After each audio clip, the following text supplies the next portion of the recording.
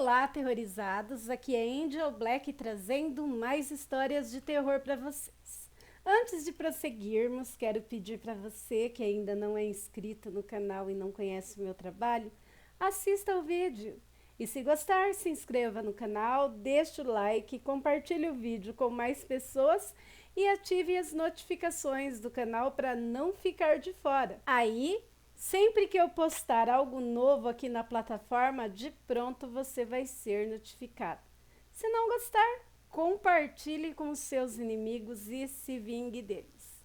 Vamos de relato? O que foi aquilo que eu vi? Quem nunca se alegrou com as primeiras chuvas? Pois é, eu sou assim também.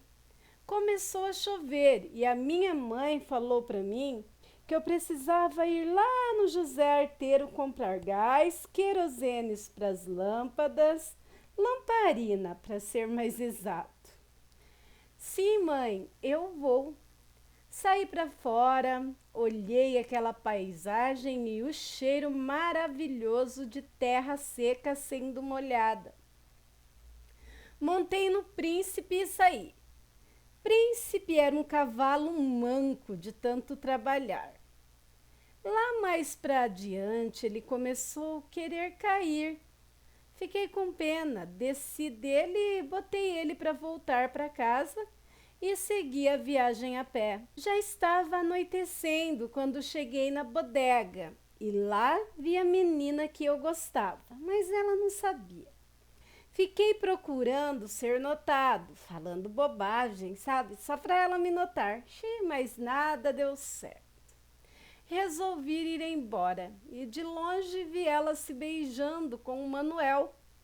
Fiquei pé da vida. Quando chego perto de um riacho, eu vejo um ser brilhante tirando a sua roupa ou tirando a pele, não sei bem. Me abaixei, né? E enquanto eu me abaixava, tirei a minha visão daquele ser por segundos. E quando volto a olhar, aonde estava o ser brilhante tirando a própria pele, ou roupa, sei lá, roupagem, tinha um cão 3 vezes mais alto do que uma jumenta de porte pequeno. E eu vi aquilo sumir na estrada. Então, levantei, né? Minhas pernas ainda estavam bambas, quase sem conseguir andar. Uns 100 metros depois de caminhadinha, minha perna voltou ao normal. Cheguei em casa, já era 10h15 da noite. Tomei um banho e procurei cochilar. Mas aquela imagem sempre aparece como um lapso de medo. Hoje tenho quase 60 anos e nunca mais vi algo igual ou parecido. Alguém aí já viu algo dessa natureza? Mais um caso de Francisco, aterrorizados. Já imaginou você ver um ser brilhante se despindo da própria pele?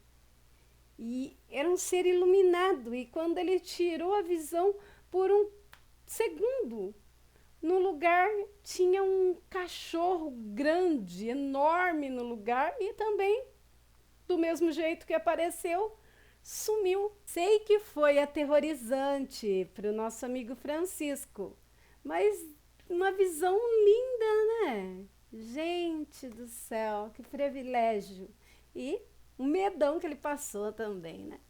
Vamos para a próxima de hoje? Um palhaço na morgue. Era uma noite como outra qualquer na morgue, que eu julgo ser um necrotério, né?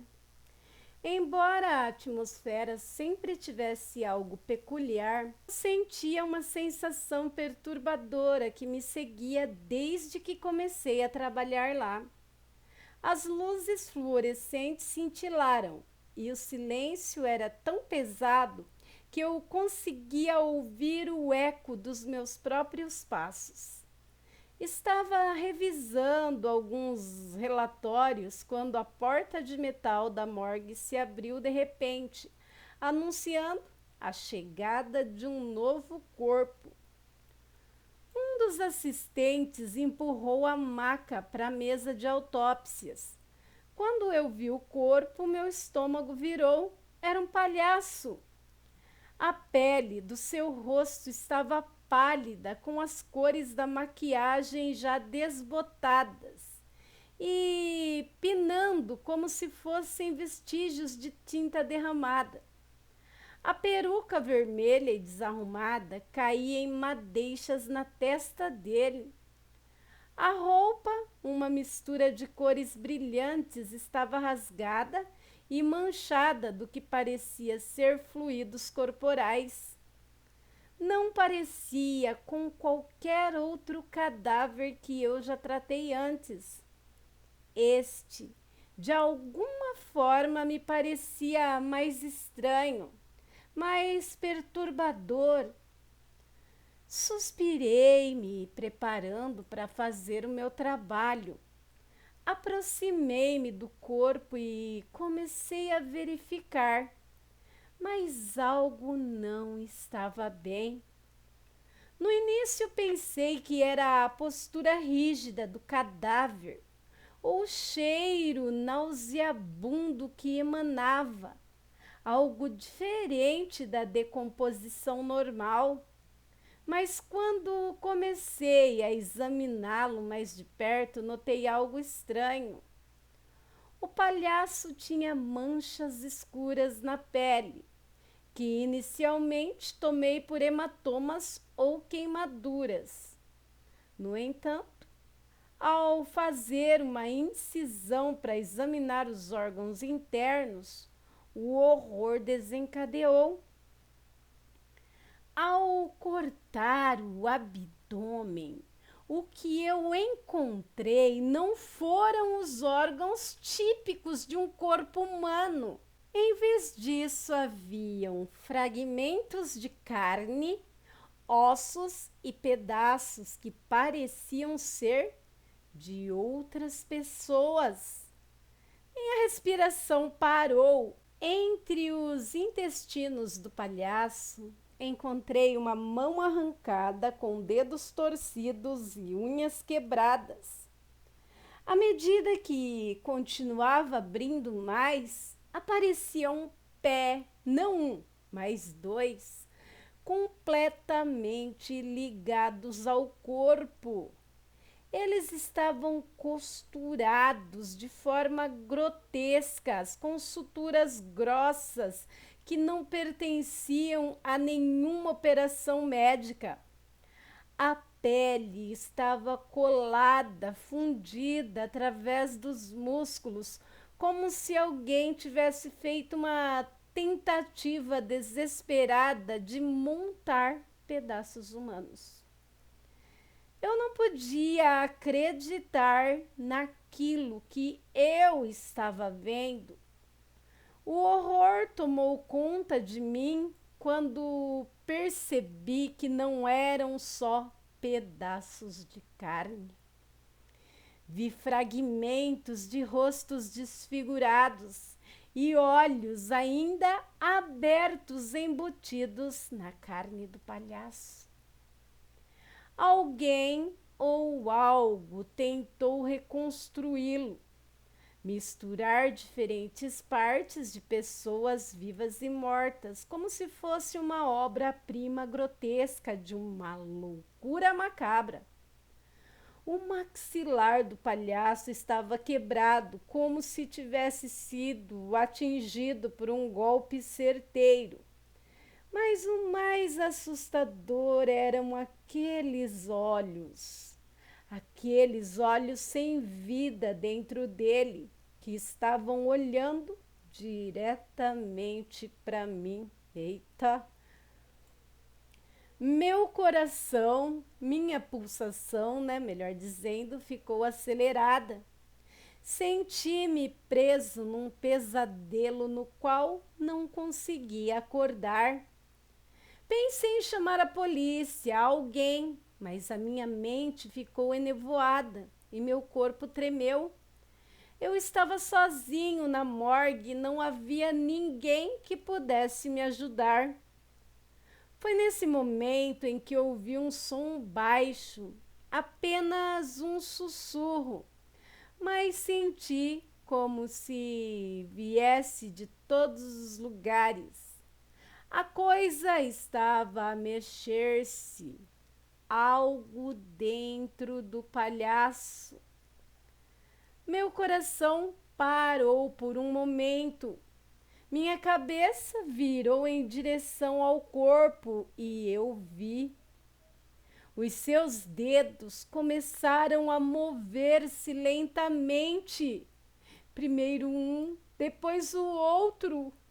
A carne começou a ranger e o corpo torceu, como se a vida tentasse voltar para aquela amálgama de partes sem vida. Com um grito afogado, eu recuei e caí no chão, aterrorizado. O palhaço começou a se levantar lentamente da mesa de autópsias. Seu corpo, que antes estava inerte, moveu-se com uma agilidade antinatural. Seus olhos vazios e sem vida agora brilhavam com uma intensidade sinistra. E então, uma voz raspada e distante saiu-lhe da garganta. Tenho medo do escuro. Essas palavras sussurradas, como se saíssem das entranhas do próprio inferno, congelaram o meu sangue. O palhaço levantou-se completamente e o seu tronco, antes decomposto, começou a soldar-se de alguma forma, como se a carne sem vida se juntasse de novo, fundindo-se em uma figura monstruosamente deformada. Minha mente ficou completamente confusa e tudo o que eu pude fazer foi correr para a porta. Mas antes que eu pudesse alcançar a maçaneta, a luz piscou e apagou-se completamente. A escuridão foi total e, nesse silêncio, ouvi o barulho de passos rastejando atrás de mim. O palhaço não estava apenas sem vida. Algo mais tinha tomado posse dele. Algo que eu não conseguia explicar. Algo que eu não entendia e estava procurando por mim. Mas, para minha surpresa, ao abrir a porta, a luz voltou e, ao olhar para trás, não havia ninguém. Fui voltando devagar para a sala de autópsia e, na maldita maca, lá estava ele.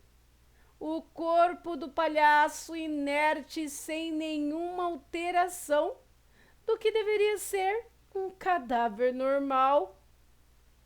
Alucinações? Estresse? Um déjà vu ao contrário? Reiniciei o meu trabalho e dessa vez foi normal até o fim. Da obra Relatos del Muerto México, tradução, adaptação e pesquisa, Sérgio Gitel. Aterrorizados, esse foi de gelar a costeleta da menina aqui. O que vocês acharam dessa história? Realmente dá medo, não dá? Deixem aí suas opiniões nos comentários. Próxima história: O Estranho Regresso, um caso de almas gêmeas. Porto Alegre, ano 2024. Sandro, 23 anos, e Alícia, 22 anos, casaram-se há um ano. depois de um amor à primeira vista, cheio de paixão e inúmeras afinidades iguais, com total aprovação dos familiares, apesar da jovem idade, de ambos. Ele, técnico em consertos de celulares numa conhecida empresa multinacional, e a jovem esposa terminando a faculdade de nutrição e trabalhando num pequeno restaurante de seus familiares. Ainda não tinham filhos. Mas uma coisa perturbava o casal. Tão sintonizados um com o outro. Há meses eles vinham tendo sonhos muito parecidos, esporadicamente, tanto ele quanto ela, com imagens de guerra e cenário comum, sabe? Um cenário comum pelos dois. Um colega de Sandro, ao ouvir o amigo, sugeriu que assistissem um filme sobre o assunto para ver se eles sentiam alguma coisa. O filme foi O Resgate do Soldado Ryan, ambientado na Segunda Guerra Mundial. Sandro e Alicia resolveram assistir numa certa tarde de domingo. Viram com atenção e apreensão que o filme despertava. Gostaram, foram dormir, mas nada de especial aconteceu. Sonharam cada um com o mesmo ambiente de guerra, mas diferente do que tinham visto no filme. O colega de Sandro, então, sugeriu outro filme, Platoon, sobre a guerra no Vietnã e os horrores praticados durante o conflito. O casal, conforme o filme se desenvolvia, entrava em profunda agonia e desespero, como se estivessem participando ao vivo do que acontecia do outro lado da TV. Crises de choro os impeliram a desligar o entretenimento. Sandro e Alicia comentaram o sucedido para cada um de seus familiares, e a maioria foi unânime em dizer que algo no passado aconteceu com os dois juntos. A mãe de Alicia resolveu buscar ajuda no espiritismo, enquanto o casal continuava tendo os mesmos sonhos. Dias se passaram até conseguirem que os dois pudessem ter uma consulta. O mentor da casa, através do atendimento fraterno gratuito, inspirou seus médiuns a recomendar uma sessão de regressão para os dois, em centro apropriado e especializado. Novas consultas nesse centro recomendado foram feitas para ter a certeza de que não se tratava de uma especulação ou mera curiosidade. Isto posto, foi marcado dia e hora da referida sessão. Nesse caso, a mãe dos dois foram as acompanhantes que, no momento da sessão, aguardaram os seus filhos na antessala. Sandro e Alicia foram encaminhados para a sala apropriada. Deitaram cada um no leito e submeteram-se ao sono induzido pelo médium especializado. O que se ouviu a seguir seria digno de um Oscar. Cada um descreveu o mesmo ambiente na mesma época, narrando de uma mesma maneira um mesmo encontro. Início da regressão: Camboja, Vietnã, o ano 1966, por Sandro. O governo dos Estados Unidos havia mandado dezenas de novas tropas um ano antes para o Vietnã do Sul, na tentativa de pôr a termo uma guerra que já durava 10 anos, iniciada em 1955. O meu pelotão cruzava uma selva em direção ao norte quando, após passar por um pequeno riacho, um bicho parecia ter entrado nas minhas botas. Agoniado, parei para verificar e tirei uma pequena sanguessuga. Ao recolocar o calçado, percebi que meus companheiros não me esperaram. Dei vários passos rápidos nas possíveis direções, mas realmente foram embora sem deixar rastro. Fiquei só. Estava chuvoso, não havia sol e, com isso, não podia me orientar.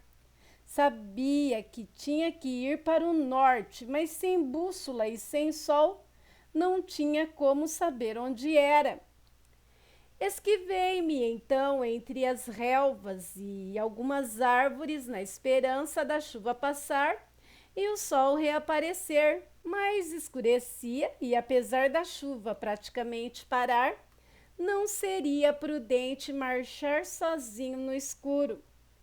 Meus ouvidos eram o meu radar e os barulhos noturnos perturbadores da floresta não permitiam que eu dormisse. De repente, ouvi passos cautelosos se aproximando. Apurei meus ouvidos e constatei que seria uma só pessoa. Me esquivei bem, né? E quase não acreditei quando vi uma mulher parecendo jovem, bonita, desarrumada, andando sozinha. A abordei e sob a mira de meu fuzil, mandando ela ir para onde eu me escondia. Tentei conversar, mas os idiomas não permitiam. Troquei o fuzil pela minha pistola e me aproximei mais dela. Era linda e se colocou submissa, mas com a minha pistola colocada no rosto dela. Ela parecia saber já o que a esperava. Mas diferente do que eu já havia ouvido por outros soldados, resolvi agir diferente. Apesar da minha arma em punho, passei a acariciar ela com delicadeza. Aos poucos ela se mostrou receptiva e, sem violência, nos envolvemos. Depois, quase ao amanhecer, ofereci água para ela beber e, para limpar-se, nos vestimos e reparti com ela um alimento. Na sequência, através de gestos mímicos com muita dificuldade, ficamos sabendo que estávamos ambos a sós no meio da selva. Com o nascer do sol, encontramos o norte. Alguma força estranha inspirava confiança, e assim fomos andando. Agora, o meu maior medo era encontrar o meu pelotão ou o outro de aliados. Eu seria forçado a entregá-la para os rapazes. Por Alicia. Eu era uma Vietcong.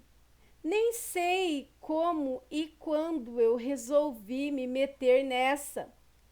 Éramos um grupo de guerrilheiros comunistas lutando na Guerra do Vietnã, aliados ao exército do Vietnã do Norte para unir os dois países sob um governo comunista, com o apoio da Rússia, China e países comunistas. Apesar de sermos um batalhão misto de homens e mulheres, estávamos em menor número comparado com o Exército do Sul, apoiado pelos Estados Unidos e os países ocidentais. Certa noite, planejamos um ataque surpresa em um acampamento inimigo, mas nós é quem fomos surpreendidos pelo número de resistência. Nos dispersamos em fuga alucinada para todos os lados. Acabei por perder a minha arma. A possibilidade de me tornar prisioneira me aterrorizava.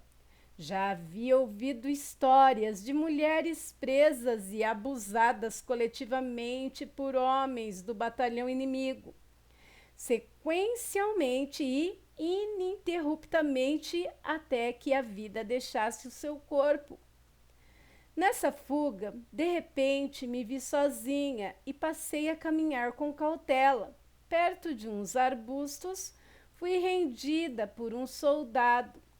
Felizmente era apenas um. Com sua arma apontada para mim, me fez ficar num canto escuro.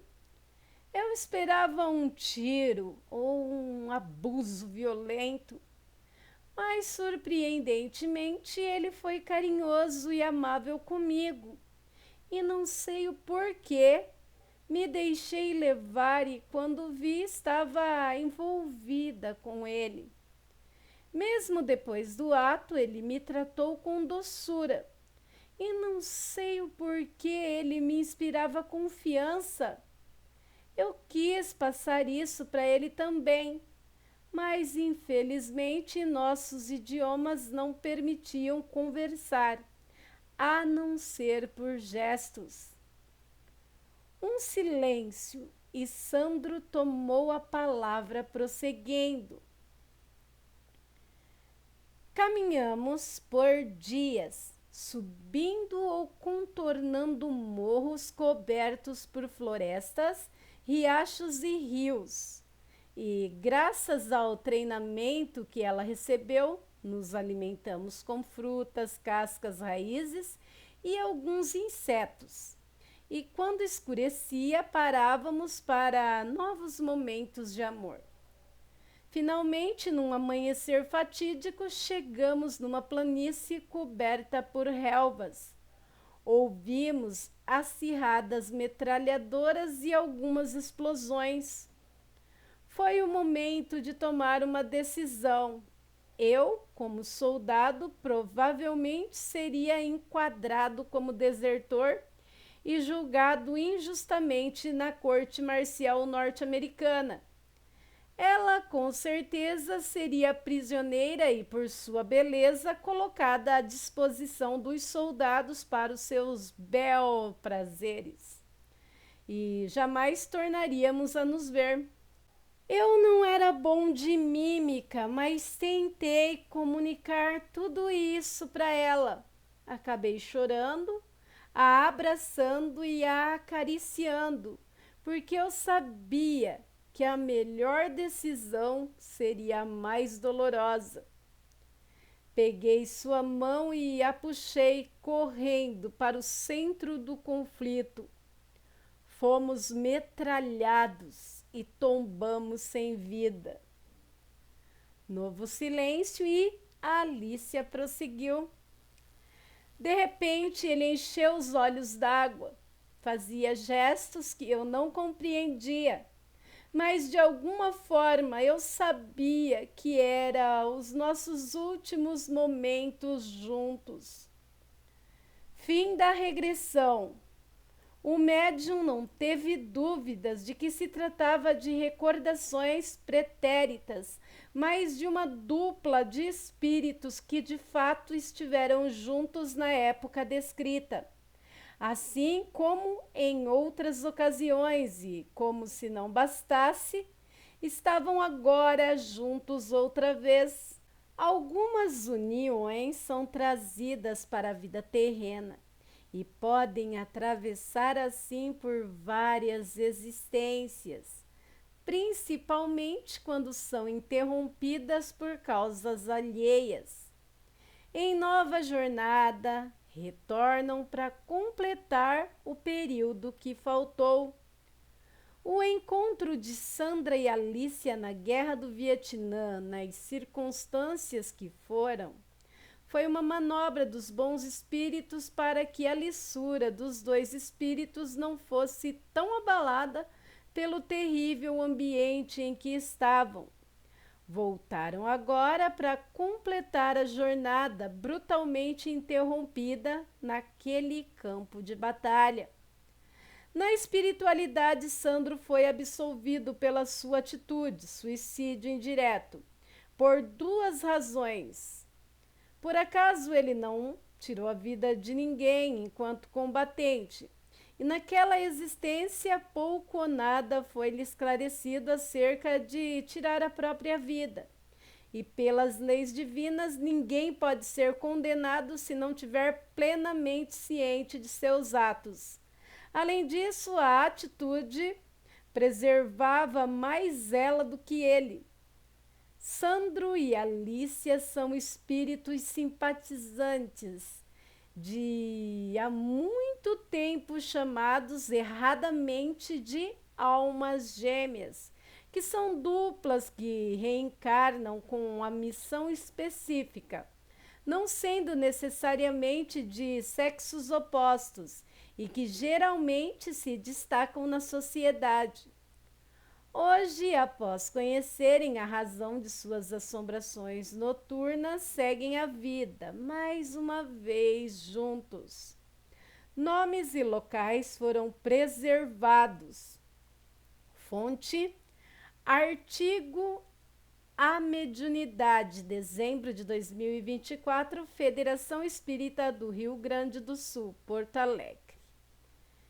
Gente do céu! Muito bom, não? Já pensou? Eu viajei aqui nesse relato. Almas gêmeas. O que foi interrompido lá, eles terminaram de viver aqui.